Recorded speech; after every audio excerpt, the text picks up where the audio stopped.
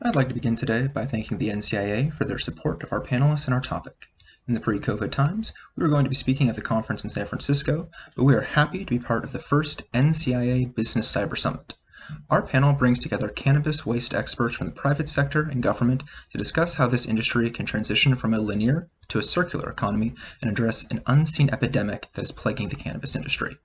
Caitlin Urso is an environmental consultant with the Colorado Department of Public Health and Environment that specializes in helping small businesses, specifically breweries and cannabis businesses, reduce their environmental impacts.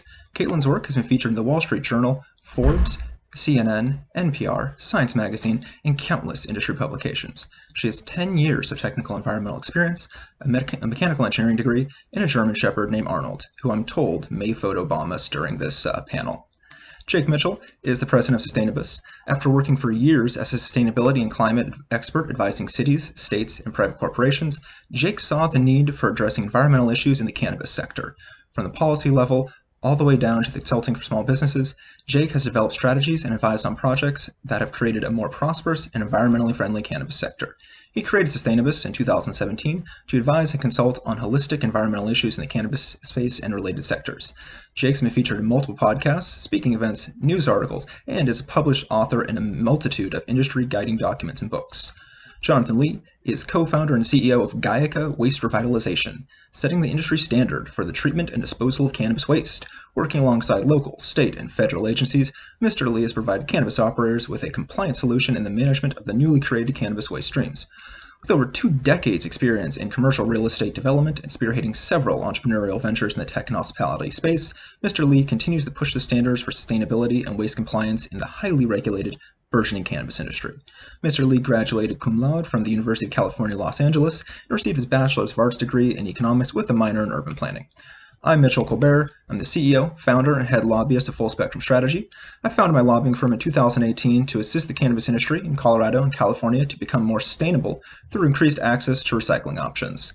Previously, I worked for some of the biggest names and nonprofits in the drug policy space, as well as 2 campaigns to legalize cannabis in my home state of California.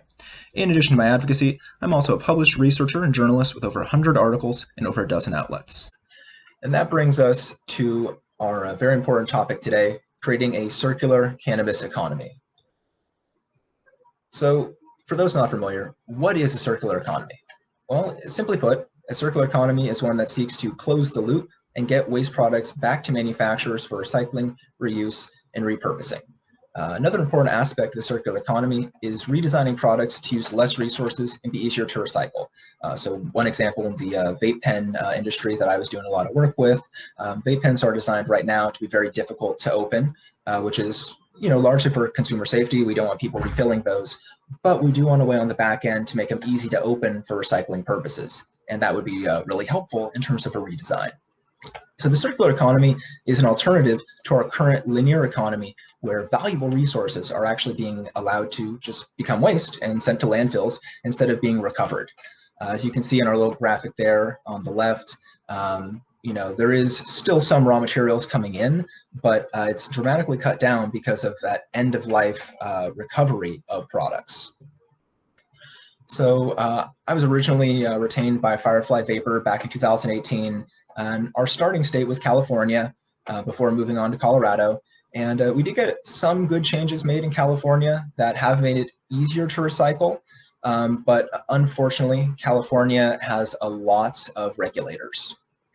There's 3 main regulators, the CDFA, the CDPH, and the BCC. Out of those, the BCC and CDPH were the 2 main ones that I was working with on the vape recycling issue because those are who regulate vape pens, manufacture, and waste streams. But depending on which specific sector of the cannabis industry you're looking at, you might need to also talk to the CDFA. If you're looking at pesticides, you'll need to talk to CDPR. There's about a dozen state agencies that have some sort of role in the regulation of cannabis. So it's kind of limiting in terms of effective advocacy. Whereas in Colorado, there was just 2 regulators I was working with, much, much simpler.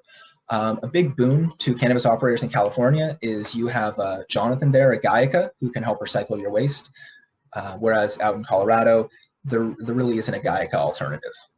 So a big issue a lot of cannabis operators pointed to in California was statutory section 5054, destruction of cannabis goods prior to disposal, specifically subsection C, which says cannabis goods intended for waste disposal shall remain on the licensed premises until rendered into cannabis waste. So semantically, because that the was used instead of a, that means the waste has to stay wherever it was generated, can't go anywhere else until it is rendered. So, I used to work as a bartender, as a barista, all kinds of different, food service stuff. And never at any place that I ever worked did we have to recycle on site. We would always collect stuff and someone would come pick it up and render it somewhere else. So this is a real double standard compared to a lot of other industries. Another big problem in statutory section 5054 is subsection D, which introduces this language about stuff needs to be rendered unusable and unrecognizable. And that's not unique to California. I saw that in Colorado as well. That was one of the areas we had to clean up out there in the regulations and statute. The problem in California, like I said, that multiple regulators to work with. While we did get a bit of an exemption in the BCC regulations that may make things easier to recycle, we weren't able to get that exemption in the CDPH regulations. And because it's not in those CDPH regulations, it's not really clear if the changes we got are actually even good enough. So in an attempt to comply with this vague requirement, some horror stories I've heard is operators throwing old vape pens and batteries into buckets of paint. That's why we got that picture of paint right there. Jonathan, I'm sure, will be telling us some horror stories that he's seen at Gaiaca. It's a real issue. Operators need some guidance around what unusable and unrecognizable even means, and it's just not clear from the regulations. So to give you an idea of how little clarity there is, I did a brief survey last year around where I live in the East Bay. I went to every dispensary I could find off of Google search. I wasn't looking at weed maps. I was trying to go to the most legit official licensed places I could. I came up with this list of 13 dispensaries, and out of those, 7 were recycling on site using 6 different companies for the waste processing, which actually surprised me. I thought there'd be a lower rate of recycling on site and less companies being used. At the same time, though, multiple managers at those stores that were not recycling mentioned that on-site recycling could be an issue if they were audited. So that's a real problem. You have about half the market saying, this is great, let's do it, and there's 6 different companies willing to help them do that. Then you have about half the market who don't view it as currently legal, but also express interest in recycling if it was. So here's some example of the different boxes I saw when I was out doing that. On the left, you can see a Dom pen. To the right of that, you have Steezy. To the right of that, you got Cannacraft Cares, and on the far right, you have Loudpack. Out of all 3 of those, Loudpack was the only one in a back area that was only accessible to employees. All the others were in the front of the house, and only the Cannacraft Cares was actually down somewhere that patients and customers couldn't potentially access. Both Dom Pen and Steezy were just on the counter. So in terms of security, I feel like Loudpack has the best system.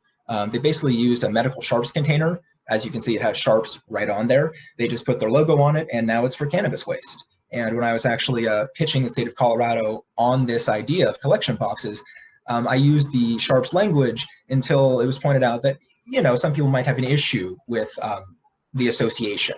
But clearly Loudpack didn't. They used the technology that's out there, and it works. So speaking of, working with limitations, Cards for the Arts was an amazing event that happened last year. So while we wait on some regulatory changes, some artists were trying to think, well, what can we do? What can we do with this waste stream to make it not just garbage? Unfortunately, due to the strictness of California's regulations, they couldn't use post-consumer goods. And I actually had the same thought years ago, but once I looked at the regulations, I just wrote it off, didn't think it would happen. Never thought about using factory defects. So that was stroke of brilliance. So we got some great examples of what we saw there at Cards for the Arts.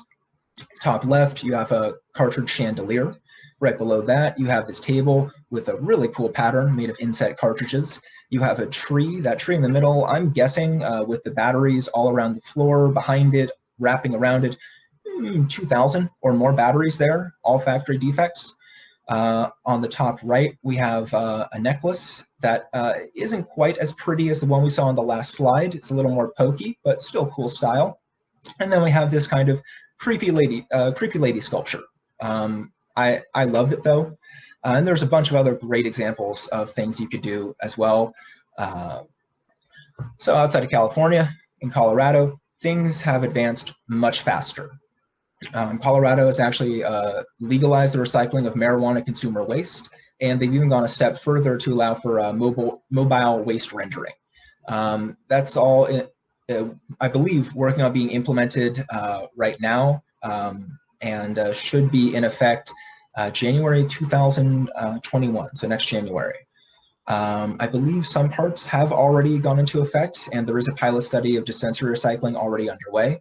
As I'd mentioned before, though, while the regulations and statute are a bit more friendly out in Colorado than California, there's no GAIA there to do the recycling for them. But Colorado does give California some solutions. That mobile waste rendering gets around that processing has to happen at the facility, because now the waste rendering comes to the facility. So that's a nice workaround there that California could adopt if they want to, or other states as well. Consumer waste recycling allows for legal in-store take-back recycling, like we are already seeing in California. As I said, about a little more than 50% of stores are doing this. And whether or not the rules allow it, we're already seeing it. We should do something to make it actually legal. And the changes Colorado made around consumer waste recycling would do that. So a big project that I've worked on this year with Caitlin and Jake is the NCIA Cannabis Sustainability White Paper. We had a group of over 24 experts working on this from the cannabis industry, sustainability, and waste management fields, and we put a lot of time into this, and it is a very comprehensive document that's going to be released very soon, and I'm very excited to have been a part of that and to see what the industry will do with this guidance. So just some quick takeaways from that white paper. A big takeaway is end the unregulated market. Simply put, an unregulated market is an unregulated waste stream. So that's just a big thing to deal with. And that's not so much for states like California, where there's much more open licensing. That's more for your East Coast states where you're limited to like 10 or 20 licenses for the whole state, which, let's be honest, even the least populous state in the country, 20 licenses is not that much for a whole state. Soil, that's another big thing we looked at. Proper land use, regenerative agriculture. Cannabis is a bioaccumulator plant. You got to pay attention to what's in your soil. So soil testing is a huge thing as well. Water use, that is increasingly important out here in California, where a lot of the areas cannabis is grown are areas that have been affected by severe droughts over the years.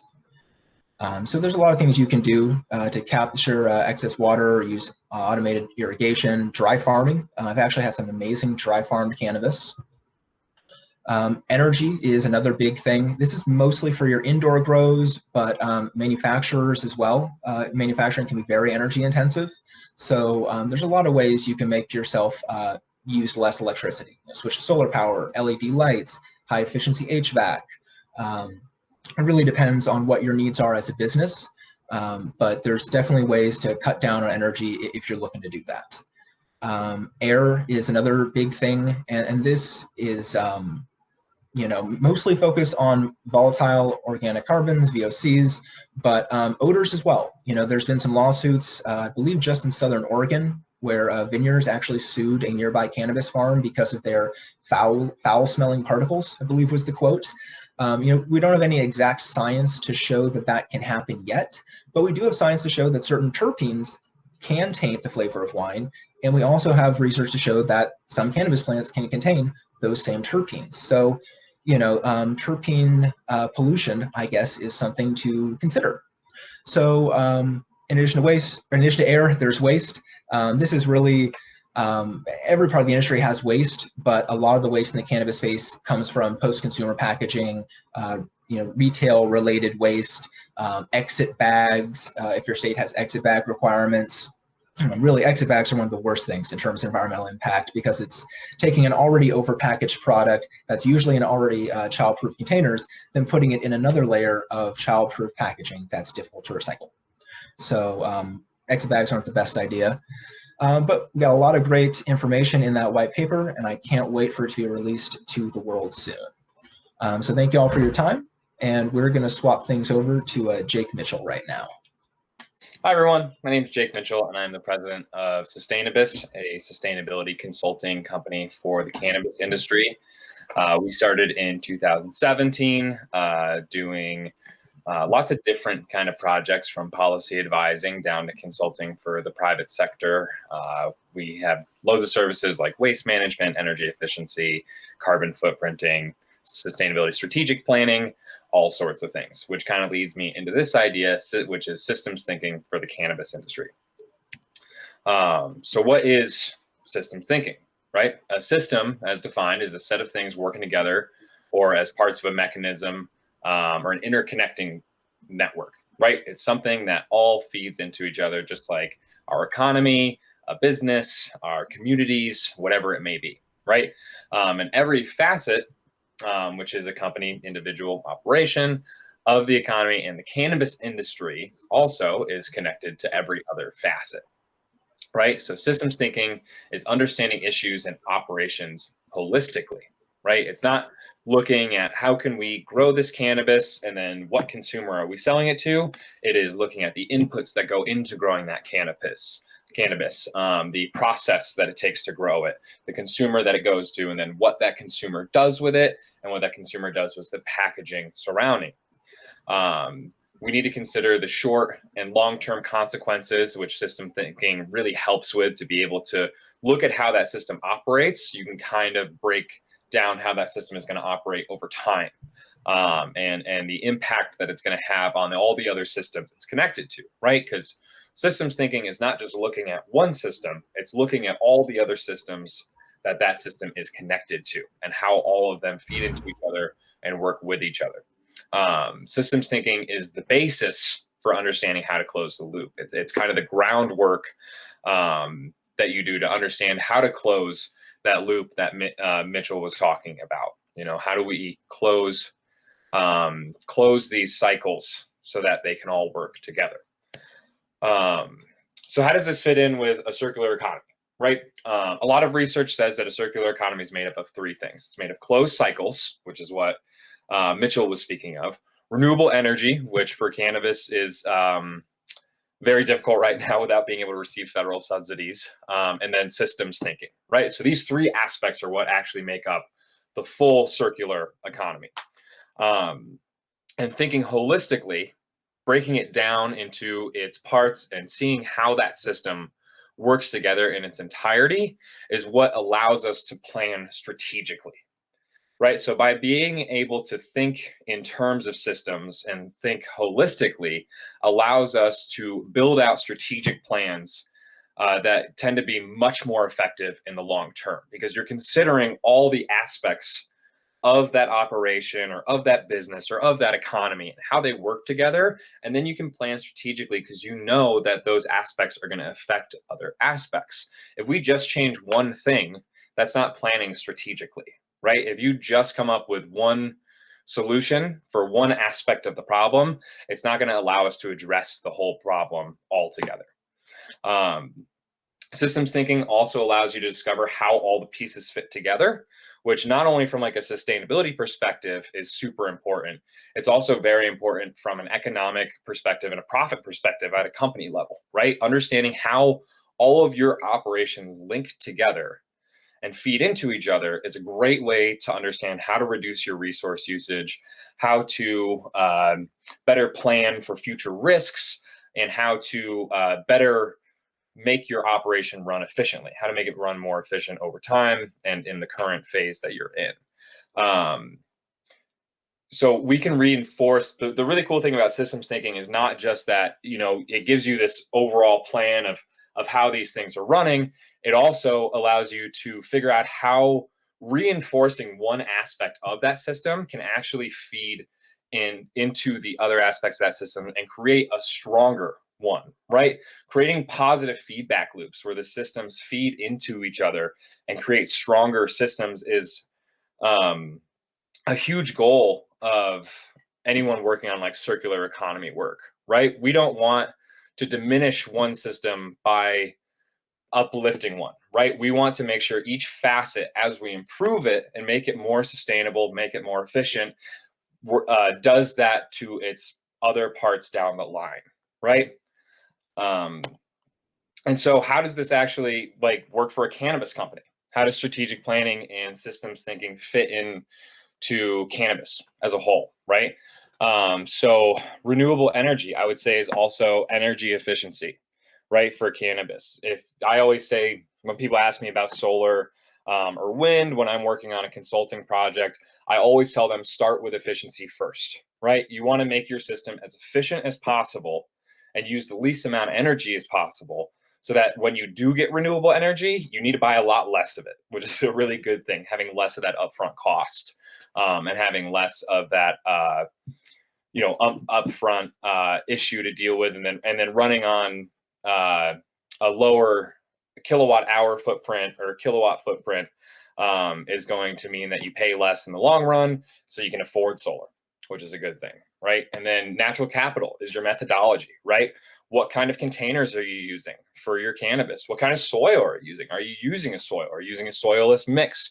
What is the most environmentally friendly inputs that you can put into your system, right? Whether that be fertilizers or pesticides, where you're sourcing your water from, all these little aspects that go into and make up your methodology are these kind of inputs from natural capital.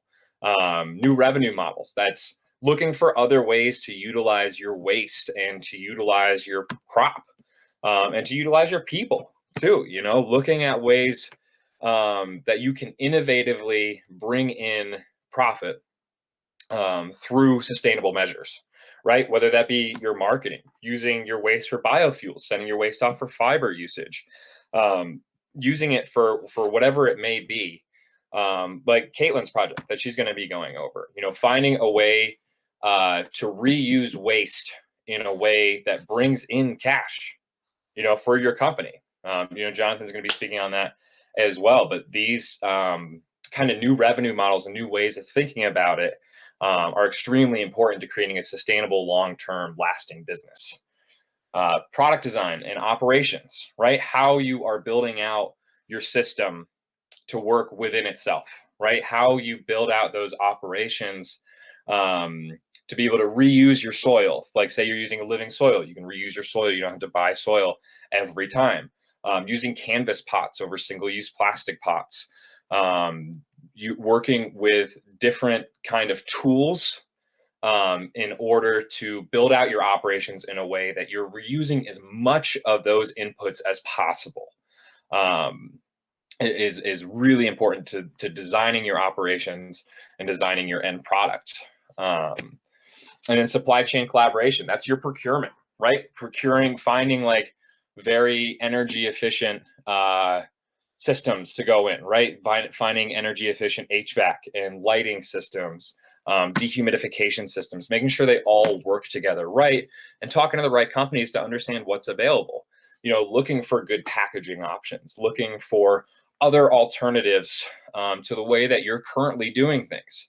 And you might think that you have the best options and the best knowledge on the topic, but there's someone out there like I'm a sustainability expert. John is going to blow me out of the water when it comes to waste stuff. And so making those connections, engaging with strategic stakeholders in your procurement process, and also along your entire process, is going to lead to more avenues of ways to better produce a sustainable product. And so working on your supply chain and your collaboration and talking to people, realizing that we're all kind of in this issue together, is a very, very important aspect of working this circular economy idea into a cannabis company.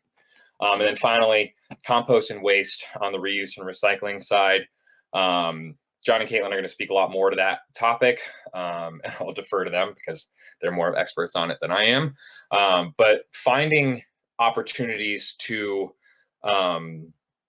recycle your plant waste, recycle your packaging, using more sustainable packaging to begin with, and looking for ways to kind of get rid of this waistline, right? This compost this reuse and recycling line, you want to make sure everything that you're using doesn't just get thrown in the trash, right? If there's an opportunity to use something for a longer term, not only is that going to reduce your waste footprint, which is going to reduce your waste cost in the long run, it's also going to reduce your waste cost because you're reusing it 2 or 3 times. You don't need to use 3 of one product if you can find a product that lasts 3 cycles and it's only one thing, if that makes sense. Being able to source those good items from the beginning is crucially important to this system. And then how do you actually do this, right? It all sounds good in concept, but how do you actually get down to the nitty gritty and apply it to what you're doing? Start with a systems map. Build out an actual map of your systems that work in your business, or in the cannabis economy, or whatever it may be. Start with that map so you can see how each individual piece connects to each other, right? Systems thinking is a mindset. Learn to develop that lens. Start looking at things holistically and understanding what that means, and really just narrowing down, or I guess I should say expanding how you're looking at each system, right? And each situation that you're in and each operational difficulty. Start broadening out the way you look. A lot of times when people hire me, I tell them that um, you're hiring like the way I look at things more than anything else. You're hiring my sustainability lens that I see everything through. And if you can develop out that holistic lens, it's going to be paramount in developing strategic operations that are sustainable over time, right? You can't close the loop until you understand your system. From there, you want to prioritize with fast return on investment projects and projects that have a really large impact on the system, projects that take into account people, planet, profit, and have a large impact on that. Energy efficiency is a great place to start, especially with all the rebates that are available now, because there's tons of them from your utility. And then use the savings from those projects that you prioritized to create a fund to make impractical projects practical, right? Better quality and more environmentally friendly packaging. It's more expensive for sure, but if you saved $400,000 on your electricity bill that year, you might be able to work it in. And then if you spend a little bit more of that money on marketing that you're using environmentally friendly packaging, that's a return on investment too. So using those funds to market sustainable ventures, using those funds to divert time, to finding better waste solutions, investing in sustainable projects with long-term return on investment that aren't just immediate upfront, and then take the time to pay an employee to look into those sustainable projects. Invest back in yourself. Develop a revolving green fund within your company that invests in sustainable projects. And that's really like, when it comes down to it, like I can call myself a sustainability consultant, but I'm a strategic planning consultant. I help companies figure out how to invest back in themselves and how to do this over a long period of time and make it practical and feasible. Because at the end of the day, you're still a business and you have to make sustainability practical. As much as people love to just throw out great ideas, sometimes you have to get down to the nitty gritty and figure out how to do it right. So that's systems thinking. And that's me. All my info's up here. I'm also doing a panel a little later today on the importance of tracking environmental data. So if you want to learn like how to collect the data that lays the groundwork for this sort of information, come check out that panel. Otherwise, thanks so much. Sounds like an awesome panel. So Mitchell, thank you for that warm introduction at the very beginning. And I first want to say it is such an honor to be presenting at the NCIA amongst these amazing colleagues of Mitchell, Caitlin, and Jake. So again, NCIA, thank you so much for the opportunity. I'm going to be talking about cannabis waste. The company I am with is called Gaiaca. We strive to exceed the expectations of meeting both compliance and protecting the environment at the same time. So in this presentation, I will show you the trials and tribulations of the regulations and how we're trying to achieve the compliant management of cannabis waste in a sustainable manner to close the loop on the circular economy. So different items I'll be talking about have highlighted what Mitchell has started off with saying, what Jake has said, and then segue into what Caitlin is going to be mentioning at the very end of the presentation. So without further ado, Let's dive into it. So this presentation will be segmented in both improper and proper cannabis waste management, and why are aspects improper and why are some proper. And it really boils down to the current rules and regulations that are imposed at both the state and federal level. So what is the problem? What is the problem in achieving the improper ways of proper waste management versus the proper? So back in 2019, within California, the permanent regulations went into effect. It did not consult guidance with the federal institutions that are conventional in overseeing waste. So again, back in 2019, when the state regulations for California went into effect, the state did their best in terms of trying to understand how to get rid of waste or how to properly address it without pulling in the federal resources such as the EPA and the DTSC, which are extremely important in the proper waste for anything. So as a result of the inability to pull the resource from the federal government, the state had to go on and provide a solution for operators to destroy the cannabis on site, unusable and unrecognizable. Simple as that, very broad, open to interpretation, but that leads downstream as to many improper ways of dealing with the cannabis waste, not only from a regulatory standpoint, but also from a health and environmental standpoint. And with such vague guidance of unusable and unrecognizable, a lot of these operators are then exacerbated with dealing with their waste due to limited or unsuitable space. As we all know, cannabis operators, real estate is very expensive, especially in California, where each space, each square foot needs to be utilized for the production of cannabis, and not much space is allocated for the actual waste storage or disposal.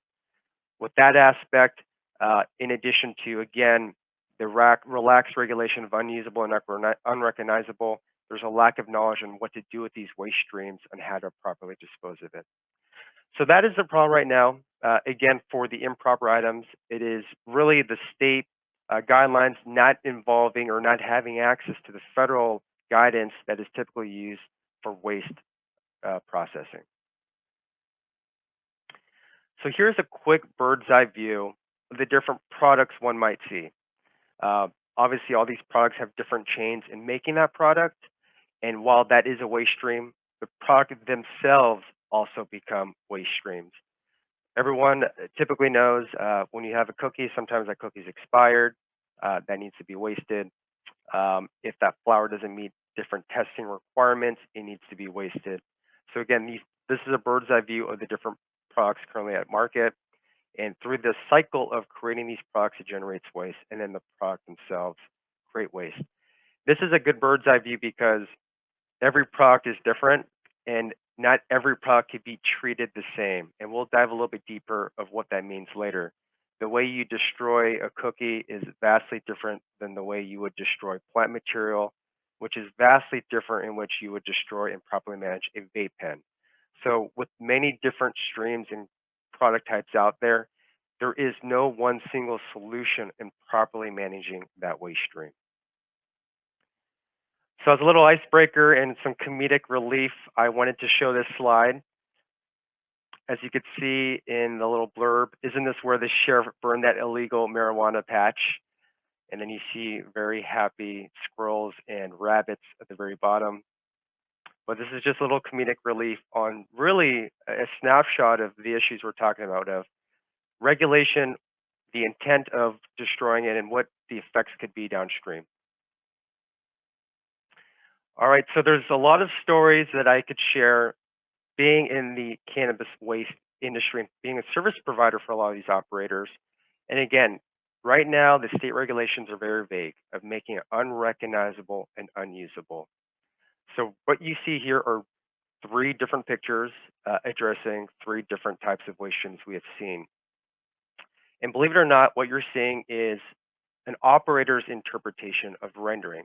So what you are seeing literally is operators attempt to render their waste unrecognizable and unusable. And we'll go through each of these pictures and have a further detail of what that means. So on the left-hand side, as you can see, they are gummy bears, just regular gummies.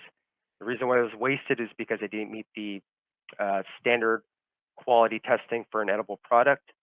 And so the operator, again, took the interpretation of unrecognizable, unusable, and in meeting that state requirement, they took these gummy bears and doused it in Clorox. So that is what you're seeing. You're seeing gummy bears doused in Clorox. It is to no fault of the operator, again, with the given regulations and with no further guidance, that's what they had to resort to. But what affects downstream is one of the public health concerns is that gummy bear looks exactly like a good gummy bear. So if taken to the wrong hands, it could affect someone's health later down the road because they have no idea that it has been treated or rendered unrecognized, unusable. The second issue with dousing gummy bears in Clorox or bleach is that the generator, the client or operator, actually made a more hazardous waste. So when you could have addressed it as an edible product or an edible item and disposing of an edible item, the operator now is burdened with finding a home facility for a hazardous waste now, which is more expensive and honestly a harder place to find a home for. So that is one interpretation of rendering, and again, that's coming from the lax regulations of unrecognized, unusable at the licensed facilities, as Mitchell said at the very beginning. The second picture here is an accumulation of a lot of different things.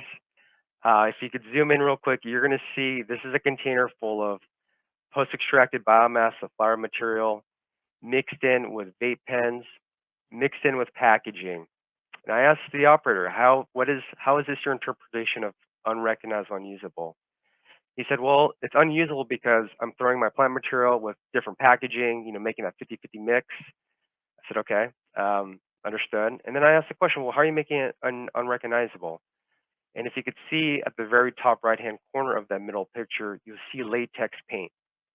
So it's latex paint mixed in with other cannabis products and other materials. And again, the downstream effects of this is it's really not the best way of making unrecognized, unusable, but now because of that latex paint, it makes it a hazardous form of waste, coupled with the different lithium-ion batteries. So there is no home for this. Again, the intent was good from the operator. They try to meet the state regulations of unrecognized, unusable, but without further guidance, it is very difficult for these operators to find a home for this product. And then finally, on the right side, what you're looking at is post-extracted biomass that's gone through the extraction chamber. I asked the same question, how are you making this unrecognized, unusable? The operator said, well, I'm making it unusable by throwing in kitty litter and sawdust. Not the best standard of rendering, as you could see. Someone could easily take a flower at the top, and then again, if falling in the wrong hands, could be used for other means. I asked the question, well, how are you making it unrecognizable? This response was simply, black bag it and throw it in my dumpster. So again, many effects downstream, not only for the public health concern, but without properly rendering it from the generator's point of view, it could really support and undermine the regulated market by someone getting a hold of this product and selling it on the illicit market. The other horror story I've shared actually just the other day, they would take their post-extracted biomass and doused it in motor oil to make it unrecognized, unusable. Again, very broad state regulations of addressing the waste. The downstream effects is, well, now you're dealing with a plant material that you made it hazardous, and now you have to find a place that would treat and house this plant material as a hazardous material. So I'm going to show you another slide. Mitchell very early on talked about vape pens. So, meeting the state regulations of unrecognized, unusable using paint. So this is a real life picture, real life happenings out in the world of operators trying so hard to meet the regulations, again, unrecognized, unusable. So what you're seeing is the red. That red is not the natural color of that vape pen. That red is latex paint in which the operator used to make it unrecognizable. And then you could see also they purchased yellow latex paint to also make it unrecognizable. This vape pen has a lithium-ion battery. That lithium-ion is considered a universal waste and should be treated as hazardous. By putting latex paint on it now, there is no universal waste or hazardous waste provider that will accept that due to that latex paint. So again, some issues with the unrecognized, unusable, and the goodwill intent of meeting those regulations, but downstream how it affects the actual sustainability in protecting the environment. So long story short, this operator, they're actually stuck with these vape pens in those boxes because we cannot find a home to actually bring those pens to a recyclable solution. So I covered quickly of the different streams of rendering. Again, the issues of operators trying to meet, the unrecognizable, unusable, and the difficulties of how that could be achieved, and really promoting the economy, the sustainable economy further down, and why, if the operator doesn't do the rendering at the fullest ability, how that could actually undermine the licensed operations. So just the other day, I was in Southern California driving around, and I took this picture. This is, again, real life. Very similar to that slide I showed you before of that post-extracted biomass. Of how are you making it unrecognized, unusable? Well, they make it unrecognizable by black bagging it and throwing in the dumpster. This is what could happen by not really taking that extra effort as an operator to make your waste unrecognizable and unusable. So these are a couple of bags of cultivation and post-extracted biomass that fell on the side of the street. And this is a sad reality. And we're trying to make sure we work with operators to mitigate situations like this. So I actually came back and wanted to witness it again just to see if I could clean it up. And this is that public health concern. The typical bystander doesn't know if that's treated or not. They think it's perfectly good product. And the result of that, it could get in the wrong hands, could affect public health, and then ultimately really undermine the hard work that a lot of these operators do in mitigating the illicit market, where this could actually be an opportunity to promote it. So in summary, I wanted to talk about the 5 key points of really making sure we could make cannabis waste management proper while we're going through this bottleneck period of regulation getting up to speed. So for any unwanted or undesirable byproduct, it's always good practice to have it in a secured area within the licensed premises with restricted access. It's always great to have your cannabis byproduct that you want wasted under 24-hour video surveillance. You never know who might go in there and try and take the waste. There's a lot of dumpster divers out there, I assure you. Document everything as thoroughly as possible. The different items with their UID codes of what you want wasted, making sure you have the paperwork to show that later down the road if there's any state agency. Really rendering the waste unrecognizable and unusable. We've seen it before, the different slides. With improper rendering, it could affect, again, not only the environment, but also the hard work everyone is trying to do in promoting the regulated market. And then get a proof of compliant disposal or a certificate or weight ticket to really ensure your waste is going somewhere at its final disposal. So a couple misconceptions of what we talked about. Hazardous and universal waste must also be rendered on site. And what I mean by that is those vape pens, that vape pen is considered a universal waste. The last thing you want to do is render that unrecognizable, unusable through a physical means. That lithium ion could get on fire, it could explode. We've seen it.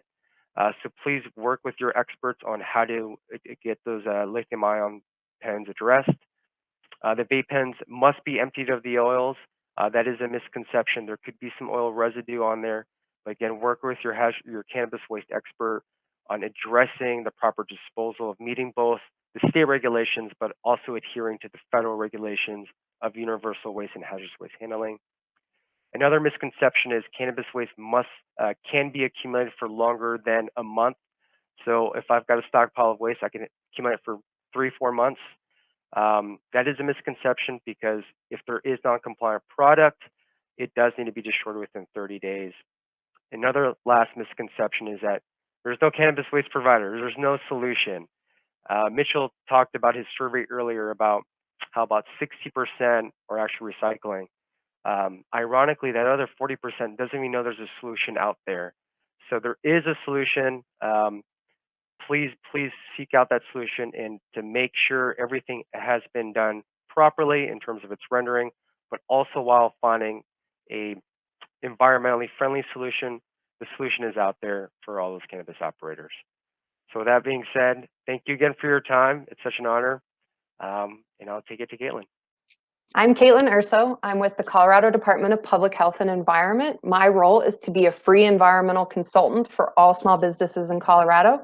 As Mitch mentioned at the beginning, I happen to specialize in craft brewing and cannabis, two small business sectors here in Colorado that are large growth business sectors that both have large environmental impacts. They both use a lot of energy, they use a lot of water, they have agricultural waste as a byproduct. A lot of similarities there, but I'm really excited today to join this panel. And, you know, we've heard a lot of technical information from all of the speakers that is really, really great, but I'm excited to talk about a project where, you know, the rubber really meets the road and is a great example of a circular economy and a sustainable project that could be put in place that really meets all the pillars of sustainability. So what makes a project sustainable? It needs to be good for what we call the 3 Ps. People, planet, and profit. Another way to say that is it needs to be good for the environment, good for your community, and good for your bottom line economics of your business. So this project that I'm really excited to tell you about is a great example of all of that.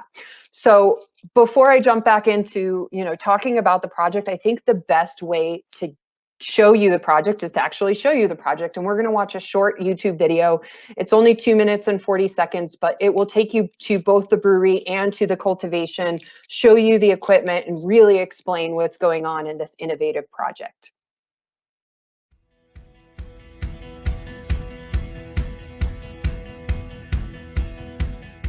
Our goal at Earthly Labs is to create and implement technology that can help us avoid and capture 1 billion metric tons of CO2 from entering our atmosphere.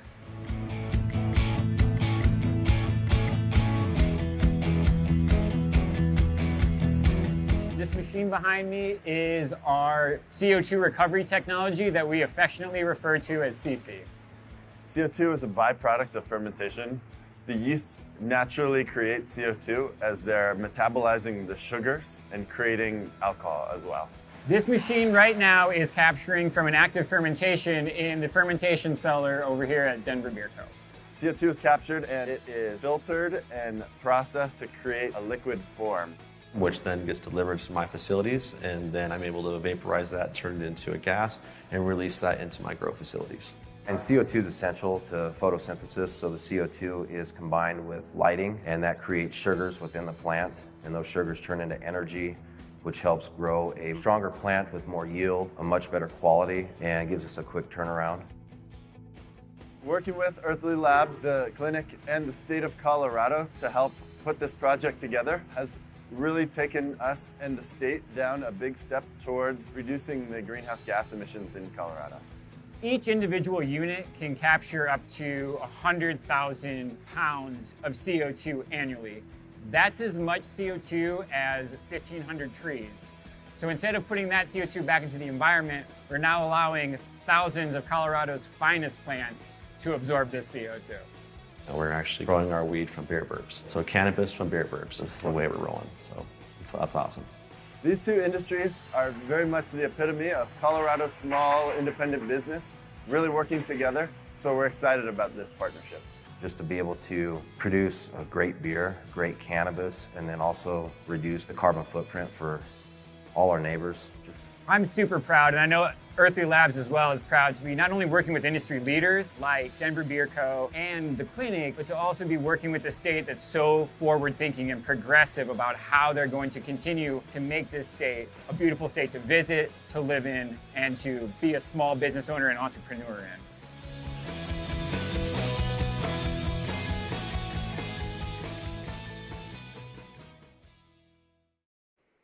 All right, so that was a great YouTube video. I'm really excited that you guys got to see all of the equipment, what's going on at the brewery, what's going on at the cannabis cultivation. And just to recap, in case there was any issues with the video, what this project is about is turning a CO2 waste stream from a brewery into a commodity, selling it to the cannabis facility as an input to their process as a product. So we're turning a waste into a product. That's a circular economy. This project, as I mentioned, is good for the community, it's good for the environment, and it's good for the profit margins of both businesses. So again, at the brewery, during the active fermentation process, the beer's creating alcohol. It's also creating CO2, and typically at most breweries, that CO2 is just vented to atmosphere.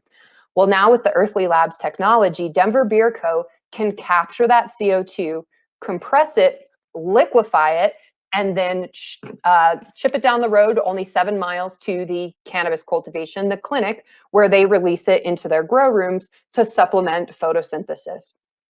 That supplemental CO2 is really an important aspect in an indoor grow environment because we're manipulating the plant's life cycle down from a typical 6 to 9 month, what would be an outdoor harvest schedule, down to about 2 to 4 months within the indoor cultivation facility. So with that decreased time frame, the plant still needs all of the ingredients that it would get in an outdoor environment in that condensed time frame. CO2 is an essential component to photosynthesis. So the plant takes in the carbon, it utilizes it for energy, and then it releases oxygen back into the environment. So what would have been a waste stream of CO2 from the brewery, again, now becomes an input to the process at the cannabis cultivation facility. And we're no longer releasing that CO2, which is a greenhouse gas, into the atmosphere. The reason why CO2 is a greenhouse gas is it has really good thermal capabilities. Think about your favorite insulated coffee mug. That's kind of like a CO2 molecule. It's really effective at absorbing heat and holding it in. And so when we have increased levels of CO2 in our atmosphere, that leads to global warming and climate change, and it's classified as a greenhouse gas. So the Earthly Labs technology is really what made this possible. This is what sparked the innovation of making this project possible. I actually met Amy George, the CEO of Earthly Labs, at the 2019 Craft Brewers Conference, where I was giving a Sustainability 101 presentation to the craft brewing industry.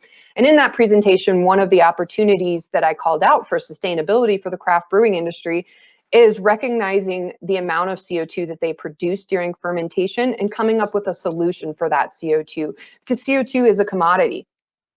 So I met Amy. We had a great talk, and one of the things that sparked the opportunity was, if this is just put in place at just a brewery, the return on investment time frame is a little bit higher than what I typically recommend to small business. It was about an 8 to 10 year payoff for the brewery alone to replace their traditional CO2 supplier with capturing their own CO2. Breweries create a lot more CO2 than what they actually need in their final stage of packaging. So their fermentation process generates way more CO2 than what they need. They only need about 10 to 20% of the CO2 that they produce. And so if we stretched the limits of this technology and continued capturing beyond the needs of just the brewery, we would get more environmental benefit out of it, right? We want to capture as much CO2 emissions as possible. And then what do we do with that extra captured CO2 because the brewery doesn't need it? Again, CO2 is a commodity. It can be sold. We're selling it now to the cannabis facility, who is replacing, again, their traditional CO2 supplier. So really, we're taking a lot of vehicle miles traveled off the road by not having a truck deliver CO2 to the brewery and to the cannabis cultivation. And typically, CO2 that is purchased from an outside supplier is typically a byproduct of oil and gas. Now, something interesting that has happened during the pandemic, this pilot project actually took place February through July of 2020. And what we saw during the pandemic is oil and gas production went down. And since most CO2 supplied is a byproduct of the oil and gas industry, CO2 prices spiked.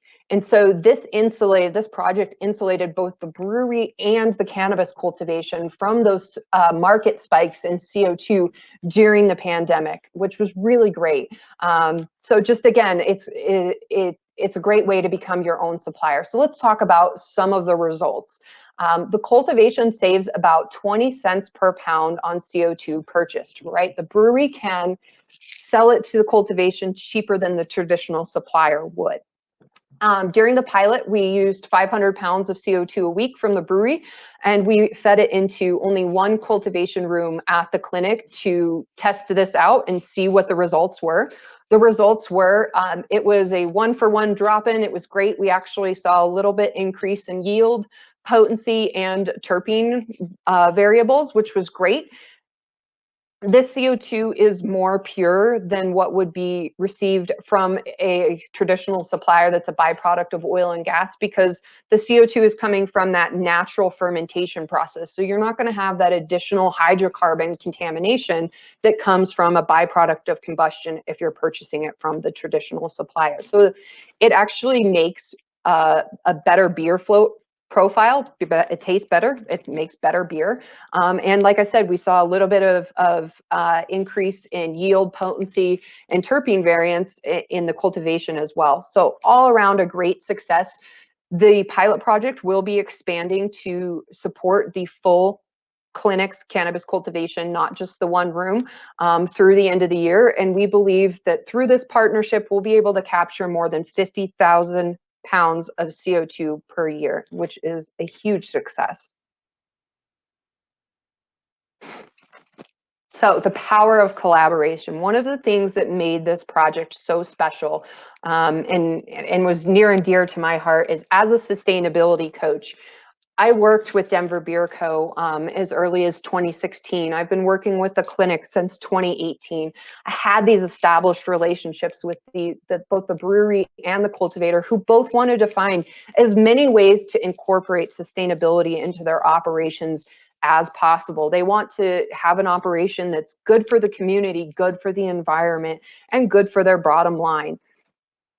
We also were able to get the endorsement of Governor Jared Polis, which was really exciting on this project, because it's a new innovative way for small businesses to contribute to the climate change problem that we're facing. I think oftentimes when we think about how do we face the challenges of climate change, it's often the burden is put on very large operators like power plants and things like that. But the truth is that even down to an individual, we make decisions that affect sustainability of our communities every day. And any business that operates has an environmental footprint, has a community footprint. So I'm really proud of these project partners that they were able to come together with just a little bit of my technical coaching to bring it all together and make this happen. And I don't think I mentioned it, but the return on investment timeframe for this project for both the brewery and the clinic was about 18 months. So as I mentioned, when I first met Amy George of Earthly Labs and her equipment at the Craft Brewers Conference in 2019, we were looking at an 8 to 10 year payoff period for the brewery. By getting a little innovative and looking to our community partners and looking, within our small business environment, how can we help each other become more sustainable? How can we collaborate and make this happen? So I was able to bring together the clinic, Earthly Labs, Denver Beer Co., all together on this project, and with the help of state of Colorado, really make this shine. And I just want it to be a good example for everybody out there, that understanding that incorporating the principles of sustainability, people, planet, profit, in a circular economy, and beginning to shift the lens that we see things through, as Jake was mentioning, beginning to see our waste streams as a potential commodity, regaining that nutrient value from our plant waste, recognizing CO2 as a commodity. These are not all new ways of thinking in a business environment that will help you thrive into the future.